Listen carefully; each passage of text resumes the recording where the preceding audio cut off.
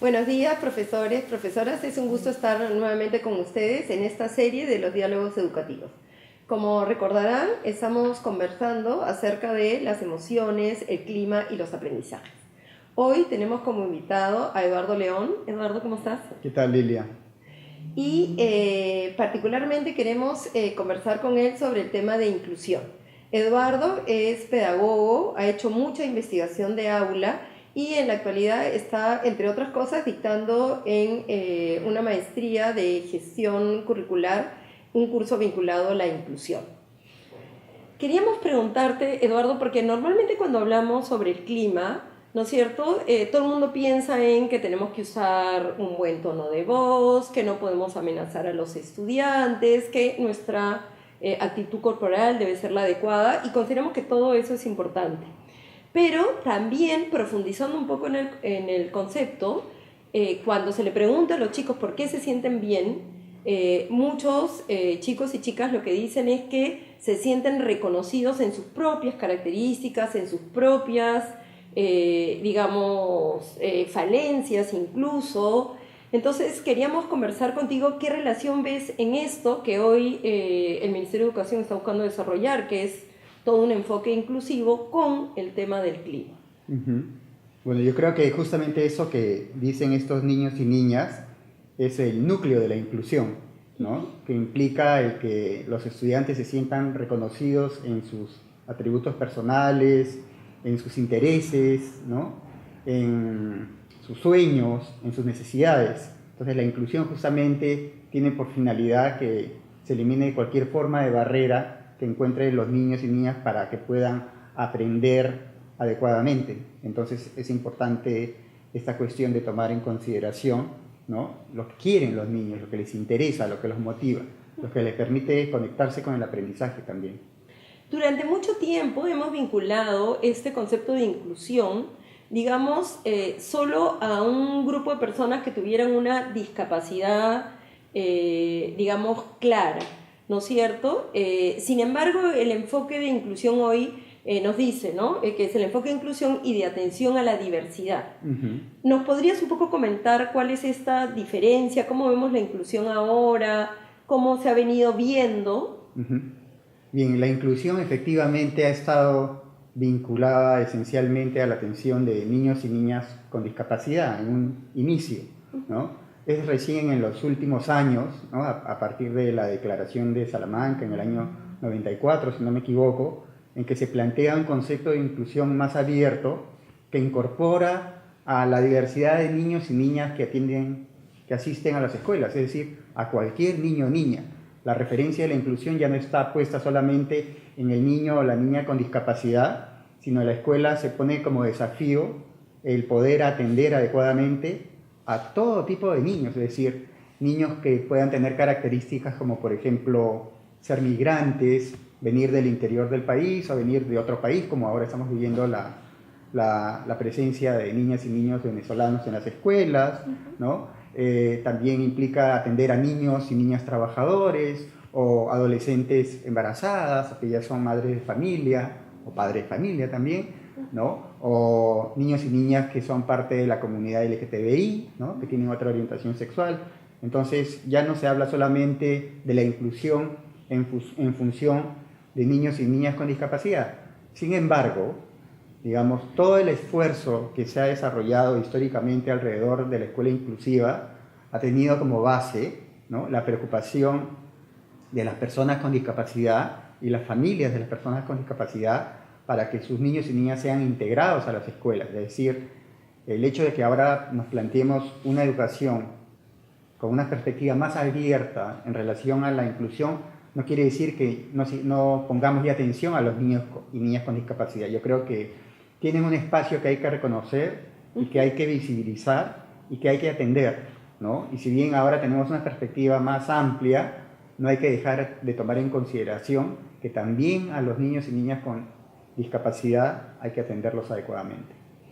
En el curso que tú estás un poco liderando y que planteas reflexionar a los estudiantes, a los profesores que están ahí, sí. Entonces había una actividad que a mí me pareció muy interesante. que es que, o sea, comenzamos el curso con esta idea de poder identificar nuestras propias resistencias a trabajar. Es decir, que hay algo, además de saber de pedagogía para poder atender a la diferencia, etcétera, pero hay algo que tú consideras como inicial, ¿no? Que es poder visibilizar nuestras propias resistencias. ¿Por qué planteas este tipo de actividad? ¿A qué va? ¿Cuáles son los retos que suponen en general para cualquier docente? Claro, el trabajar en una mirada inclusiva en educación demanda que las profesoras y los profesores se miren hacia adentro. O sea, no se trata solo de mirar a la persona que es diferente, sino de entender cómo reacciono yo, cómo actúo, cómo me comporto frente a personas que son diferentes. Y en ese tema de la diversidad hay personas que sentimos temores, ¿no? Que sentimos rechazo, ¿no? Que nos cuesta mucho trabajo entrar en relación con algún estudiante con alguna característica específica, y si tú no lo revisas en tu fuero interno, si no haces un trabajo de introspección para entender por qué yo siento este rechazo a trabajar con esta niña que es sorda, ¿no? O por qué tengo esta repulsión por trabajar con un niño o un estudiante adolescente que es gay, ¿no? ¿De dónde vienen esos rechazos? Entonces tú tienes que hacer una revisión de tu historia personal y ver en qué momento de tu vida, en qué circunstancias han comenzado a aparecer ese tipo de reacciones. Y entonces revisarlas implica analizarlas, pero también implica deconstruirlas, es decir, desmantelar todo el conjunto de creencias y prejuicios que hay alrededor de ese miedo para que tú te liberes como docente que vas a interactuar con la estudiante o el estudiante y puedas tener una interacción fluida, saludable, que te permita tener una comunicación adecuada y que pueda tener una influencia educativa en el trabajo con esta persona, ¿no? Es decir, que tú nos estás planteando como más retos, ¿no? Porque normalmente cuando los docentes tenemos que trabajar, digamos, como es la realidad, con niños y niñas diferentes unos de otros, es que nosotros decimos, ya, bueno, pero ¿cuál será la pedagogía más adecuada? ¿Cuál será la metodología? ¿Qué tipo de andamiaje necesito para él o para ella? Pero tú nos dices, no, está bien, todo eso, pero primero mírate, ¿no? Es decir, es como limpia, entiéndete para poder, digamos, trabajar. Lo cual quiere decir entonces que no es fácil trabajar con la diversidad. Mira, es un poco paradójico, ¿no? Porque en la sociedad en general la diversidad está cada 5 metros, ¿no? Y en tu vida social te encuentras con una diversidad de personas que es parte de la vida social, o sea, que no tiene nada de extraño. Pero en el contexto de la escuela hay una mirada construida históricamente, digamos, donde la escuela es un lugar donde todo está estandarizado. Entonces hay una idea de un estudiante estándar, un estudiante que es básicamente abstracto, ¿no? Un alumno que tiene que responder con todas sus características al rol que le asigna la escuela. Entonces la escuela, desde sus inicios, siempre se planteó tener un estudiante recortado por una misma forma, ¿no? Como los muñequitos estos de papel. Entonces todos tienen que ser igual y nadie debe salir de la regla, y como que el que sale de la regla te perturba tu trabajo, ¿no? Entonces cuando tú vas a las aulas y ves a maestras que intentan trabajar con la variedad de niños y niñas que tiene, ellas sienten también este prejuicio, ¿no? De pensar que es difícil trabajar con niños y niñas que son distintos. Pero en realidad, o sea, la escuela es inclusiva, o el aula es inclusiva, no porque ingresen niños con discapacidad, es inclusiva ya cuando están, aunque no haya ningún niño con discapacidad, porque la diversidad de formas de aprendizaje, de estilos de ser, ¿no? De inteligencias que predominan, hace que tu clase sea muy diversa. Lo que pasa es que como tienes una idea en tu mente, tratas de ver a todos con esa plantilla, pero esa plantilla no te sirve, ¿no? Entonces, cuando tú vas a una escuela regular donde supuestamente no hay diversidad, eso es falso. Siempre hay diversidad, ¿no? O sea, niños que rinden más, niños que rinden menos, ¿no?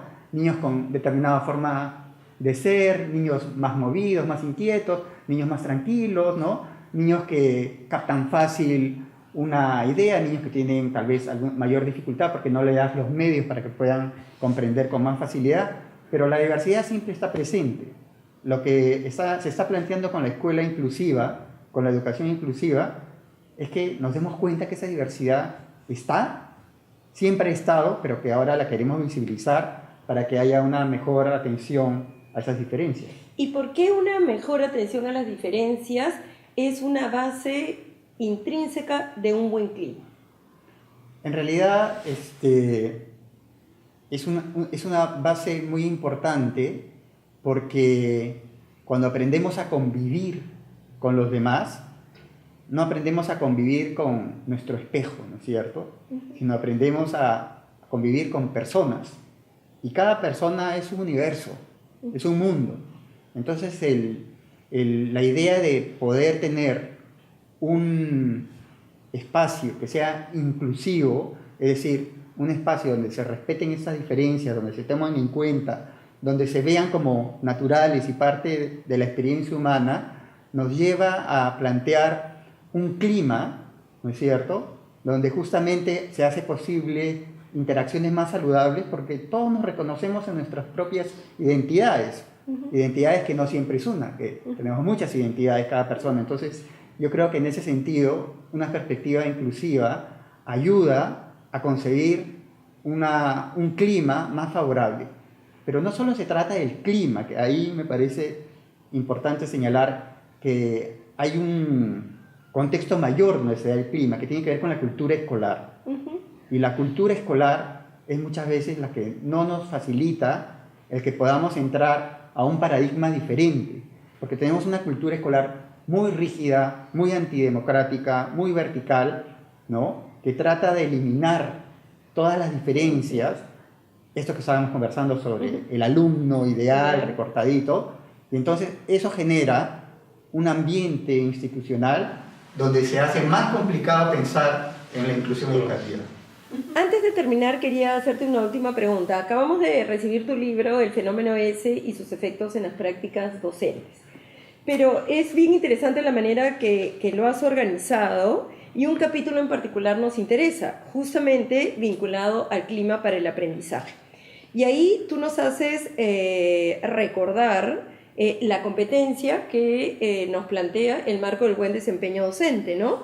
Que dice a la letra: crea un clima propicio para el aprendizaje, la convivencia democrática y la vivencia de la diversidad en todas sus expresiones, con miras a formar ciudadanos críticos e interculturales. Es este tema de la vivencia de la diversidad en todas sus expresiones que nos interesa resaltar, ¿no?, en este sentido que hemos conversado. Así es. ¿No? El libro es muy rico. ¿Podrías contarnos alguna escena que es positiva en reconocer que estamos avanzando en este gran reto de la inclusividad y en este gran reto de crear un ambiente donde podamos vivir las diferencias? Sí, bueno, la investigación es justamente sobre los efectos del fenómeno S en las prácticas de las maestras. Y en realidad lo que se ha permitido identificar con este estudio es que hay efectos positivos y efectos negativos, incluso en el tema de la inclusión. Porque por un lado, tú te encuentras con maestras, son específicamente de segundo grado, en que se muestran más sensibles al tema de la inclusión, ¿no? Trabajan mejor las relaciones de los niños y niñas sin discapacidad con los niños y niñas con discapacidad, generando un ambiente bastante positivo y saludable entre los propios niños. Entonces ahí tú dices, hay un efecto positivo. ¿Por qué? Porque estas maestras, específicamente las de esta investigación, que están más comprometidas con la mejora educativa, están comprendiendo que el clima de aula es un aspecto central para el aprendizaje y que hay una relación profunda entre afecto y cognición. Entonces, al comprender esto, generan también en materia de inclusión, ¿no?, un ambiente mucho más favorable, digamos, porque tiene este efecto indirecto. Pero también con la S hay un efecto muy pernicioso, ¿no?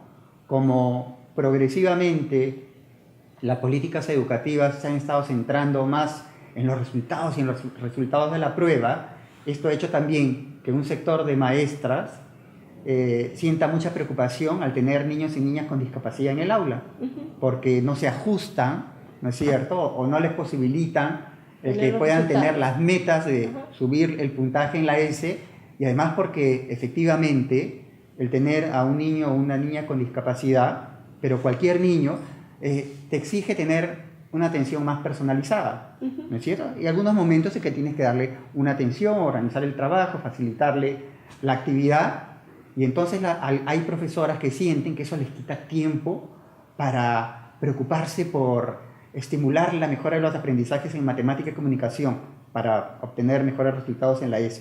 Entonces, en ese sentido tú ves estos dobles efectos, ¿no? Por un lado, hay unas actitudes favorables, pero por otro lado, el temor a que la presencia de niños y niñas con discapacidad le baje el rendimiento o le tome demasiado tiempo, porque en realidad no se les toma prueba a los niños con discapacidad hasta ahora, ¿no es cierto?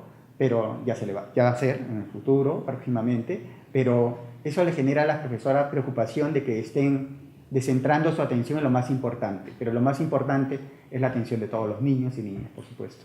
En eso creo que estamos de acuerdo. Te agradecemos mucho haber estado con nosotros. Gracias. Como en otros casos, profesores, profesoras, creo que Eduardo también nos ha dejado algunos retos. Uno, que es básico, es mirarnos a nosotros mismas, cómo nos estamos entendiendo, qué miedos tenemos, qué fortalezas tenemos también para enfrentar las diversas situaciones que tenemos en el aula y para poder generar un clima que, como has dicho tú, no solo es un fin en sí mismo, que debe ser un fin en sí mismo, sentirnos todos cómodos en los espacios donde estamos reconocidos en nuestras propias características, sino que también es un medio.